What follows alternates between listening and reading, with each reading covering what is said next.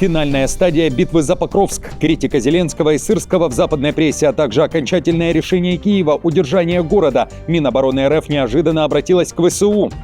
Удары США по центральной части России, срыв привычного заседания. Путин отдает приказ. Новая тактика Москвы в ответ на действия США. Все детали. Срочное заседание Совета нацбезопасности в Европе. Брюссель экстренно созывает переговоры. Удар из ПВО по Ил-76 российского производства. Вероятная гибель экипажа РФ. Голливудская звезда в неловком положении. Анджелина Джоли, приехавшая в Украину, оказалась в военкомате. Внезапный поход в туалет или попытка освободить от мобилизации одного из членов команды. Что произошло? Обращение к родителям 30-летних холостяков и холостячек. В Госдуме РФ мам и пап призвали бороться с одиночеством их детей. Как? Об этом и не только. Досмотрите. Всем привет, это «Время Прядко», коротко, четко и по делу о том, о чем говорят в мире. Как всегда, жду ваших комментариев и ответов на мои вопросы. Пожалуйста, поддержите прямо сейчас лайком и поделитесь видео на своих страницах в соцсетях. Время начать. Украина на пути к отказу от копейки. Нацбанк заявляет, хочет избавиться от тени Москвы, а потому Киев готовится выбросить из оборота монеты с советским шлейфом. Вместо них появятся новые – шаги, старинное украинское название. В Украине говорят, что монета «шаг» отсылает к украинской истории 16-17 веков и революционным деньгам 1917-1921 годов. Парламент уже подготовил законопроект, Нацбанк запускает общественные обсуждения и выставки. В Украине говорят, что на сегодня копейка осталась только у 3 постсоветских стран – России, Беларуси и Украины. Но Киев решительно решил выйти из этого клуба. Мир стал по-настоящему черно-белым, особенно в вопросах, связанных с тем, нужно ли нам отдаляться от Москвы.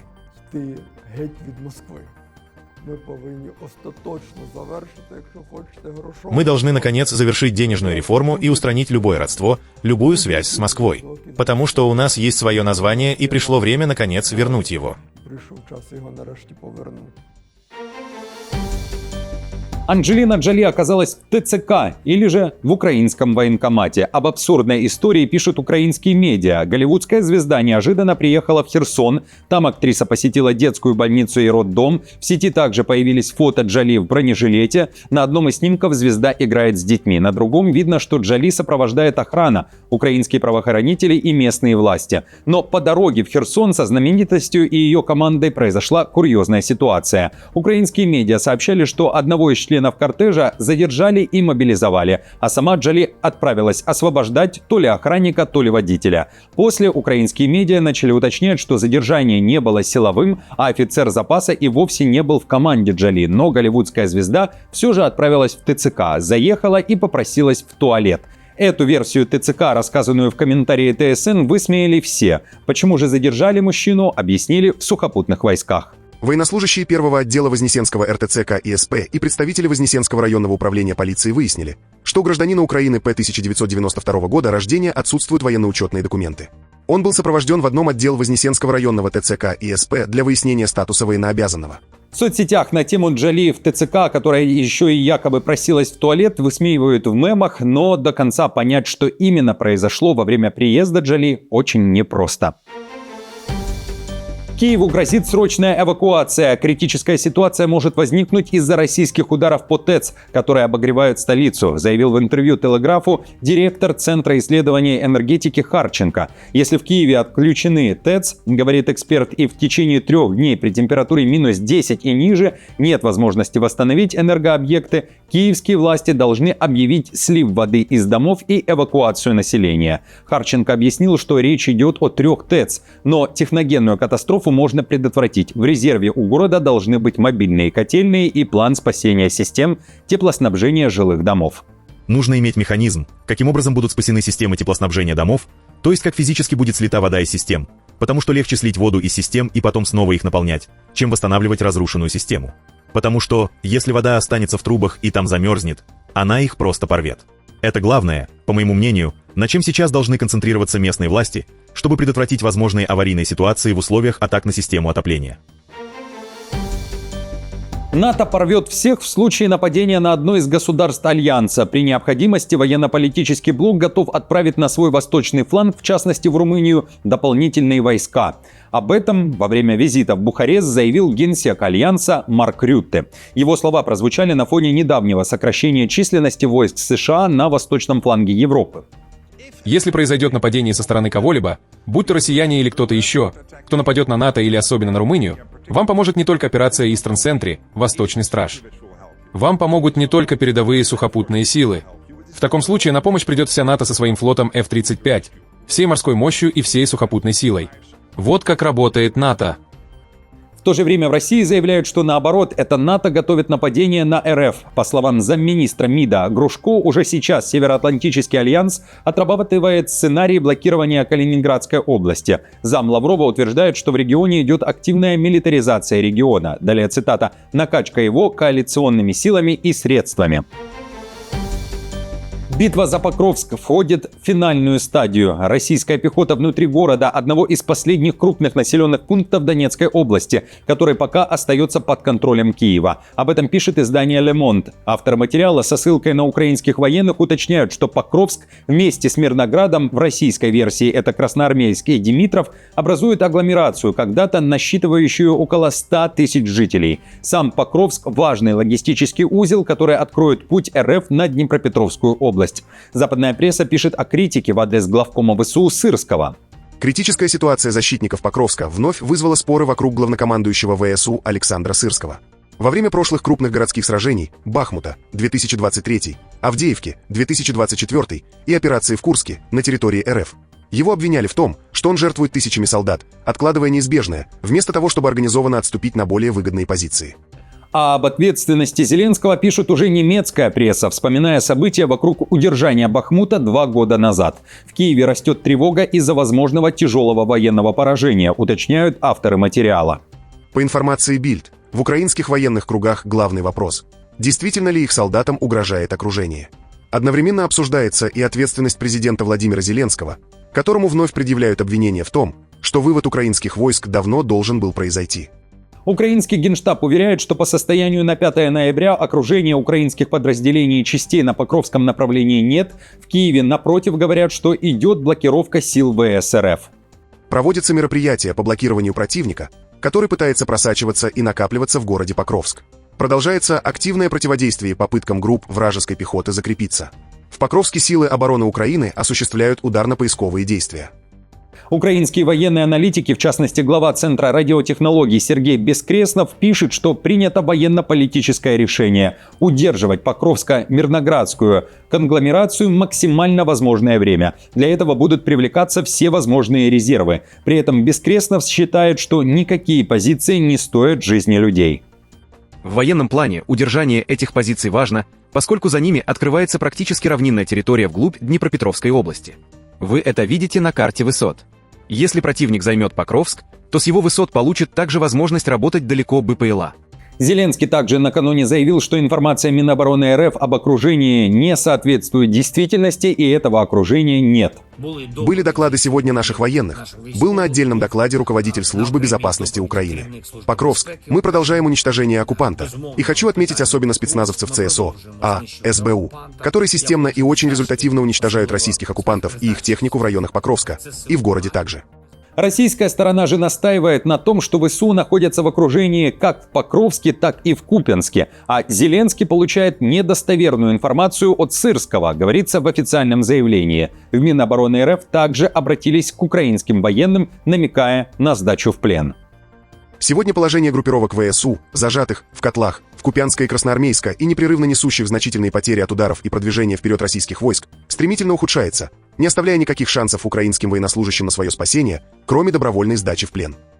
Напомню, накануне в Совете нацбезопасности и обороны Украины заявляли, что массовой сдачи ВСУ в плен на Покровском направлении нет, а видео, которые появились в ТикТоке о поднятии белого флага, это ролики, созданные с помощью искусственного интеллекта. Также Киев заявляет, что Россия пытается создать среди иностранных пользователей впечатление, что Украина проигрывает, а военная помощь не имеет смысла, деморализовав при этом и украинцев.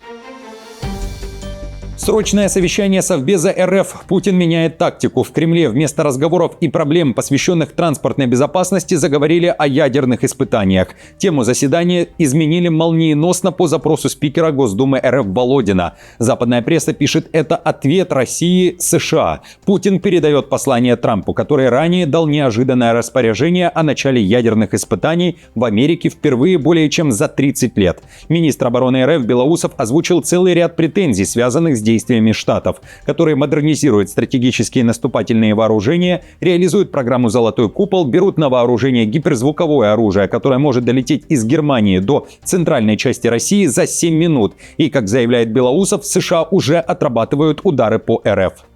Вашингтон регулярно проводит учения стратегических наступательных сил. Последнее такое учение Global Tender 2025 с отработкой вопросов, хочу это подчеркнуть, превентивного нанесения ракетно-ядерных ударов по российской территории состоялось в октябре текущего года. Рейтер пишет, что дальнейшее заявление Путина, а именно его поручение по подготовке предложения по испытанию ядерного оружия, это ответное действие России.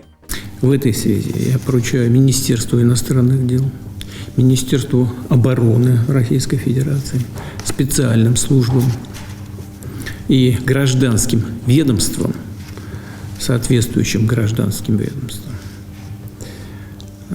сделать все для того, чтобы собрать дополнительную информацию по этому вопросу, провести ее анализ на площадке Совета Безопасности и внести согласованные предложения о возможном начале работ по подготовке испытаний ядерного оружия. В Москве при этом уточняют, что готовы провести испытания, если кто-то еще их проведет. Рейтер пишет о возможном эффекте домино. Ни одна страна, кроме Северной Кореи, последняя проводила их в 2017 году, не осуществляла взрывных ядерных испытаний в 21 веке. Аналитики по вопросам безопасности отмечают, что возобновление испытаний дестабилизировало бы ситуацию в условиях острого геополитического напряжения. Если хотя бы одна страна проведет такие испытания, аналитики считают, что остальные, вероятно, последуют ее примеру. Напомню, распоряжение Трампа вызвало резкую критику ядерных экспертов, которые считают, что США мало что выиграют, если начнут испытания, а лишь спровоцируют Москву и Пекин на ответ. В Судане сбит Ил-76 российского производства. Экипаж погиб. На борту могли быть россияне. Ответственность за это взяли на себя мятежники из сил быстрого реагирования. Удар по самолету произошел в районе города Бабануса. Ил-76, хоть и российского производства, но был на вооружении ВВС Судана. По данным Defense Block, весь экипаж погиб. Clash Report сообщил, что силы быстрого реагирования Судана применили китайскую зенитно-ракетную систему FK-2000, чтобы поразить самолет. Согласно публикации, эта система была поставлена Объединенными Арабскими Эмиратами. Силы быстрого реагирования Судана не предоставили подробного описания способа атаки, а суданские военные не прокомментировали, использовалась ли противовоздушная система. Российский Z-блогер, который специализируется на авиации, Fighter Bomber, пишет, что самолет был куплен в Кыргызстане, а экипаж состоял из российских гражданских пилотов. Экипаж российский, гражданский. Самолет был куплен в Киргизии 1,5 месяца назад за 12 лямов баксов. Экипаж работал по контракту. Отмечу, что на момент записи выпуска официального подтверждения этим словам не было, а повстанцы заявляют, что удар по Ил-76 – это акт мести за удары ВВС Судана по мирным жителям. Срочный совет нацбезопасности в Европе. Инициатор Бельгия. После появления неопознанных дронов над военными базами и у брюссельского аэропорта, которые власти были вынуждены закрыть, министр внутренних дел Бельгии потребовал экстренно созвать Совбез. Напомню, в Брюсселе находятся руководящие органы Евросоюза и НАТО. В Минобороны страны уверены, инциденты с дронами не случайность, поэтому не исключено, что Брюссель обратится за помощью к соседним странам. Заседание Совета нацбезопасности состоится сегодня, 6 ноября. На заседание Совета национальной безопасности соберутся руководители всех силовых служб, полиции, армии и разведки, а также прокуроры. Инциденты с дронами не были делом рук любителей, и Бельгия изучает возможность обращения за помощью к соседним странам, сообщил министр обороны Тео Френкен. 30-летним незамужним и неженатым россиянам нужен волшебный пендель. В Госдуме призывают родителей поторопить своих детей, холостяков и холостячек с официальным бракосочетанием. Так, депутат Останина уверена, что отец имеет право давить на свою 30-летнюю дочь-одиночку, если та не торопится выходить замуж. Также, по ее словам, заводить разговоры о браке с 15-летним подростком слишком рано, ведь расписываться по закону РФ могут только совершеннолетние. При этом депутат уточнила, что перед тем, как подталкивать сына или дочь к браку, родители должны позаботиться о хорошем образовании детей. Родитель должен участвовать в судьбе своего ребенка, но при этом, конечно, не нужно заставлять несовершеннолетнюю девочку выйти замуж, основываясь на каких-то обрядах. При этом иногда родители сами настаивают на том, чтобы их сын или дочь сперва получили образование, а потом задумались о создании семьи. Задача родителя – обеспечить ребенку условия для получения образования, ибо образованный родитель даст своему ребенку гораздо больше, чем необразованный. Видимо, прислушались к совету Останиной современная звезда российской эстрады «Шаман» и глава Лиги безопасного интернета РФ Мизулина. Мизулиной 41 год, Шаману 33. Свои отношения пара решила узаконить в одном из ЗАГСов Донецка. Среди гостей был Пушилин. В России он считается главой ДНР, а в Украине – террористом. Спасибо вам большое за просмотр. Не забудьте поддержать мою работу лайком, подпиской и комментарием. До встречи уже завтра.